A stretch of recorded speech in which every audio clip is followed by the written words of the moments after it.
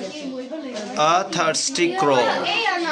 It was a hot summer day, and a crow became very thirsty.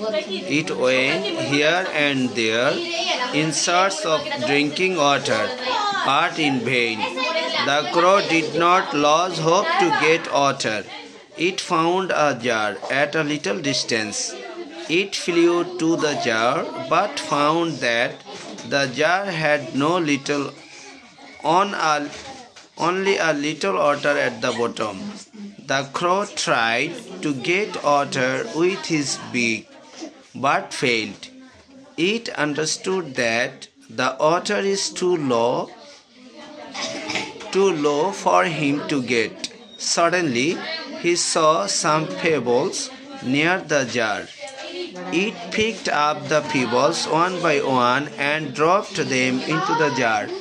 As a result, the water in the jar rose up, and at last the crow was able to drink. Thus, the crow tried again and again, and at last succeeded. Moral of the story: where there is a will, there is a way, or necessity is the mother of invention.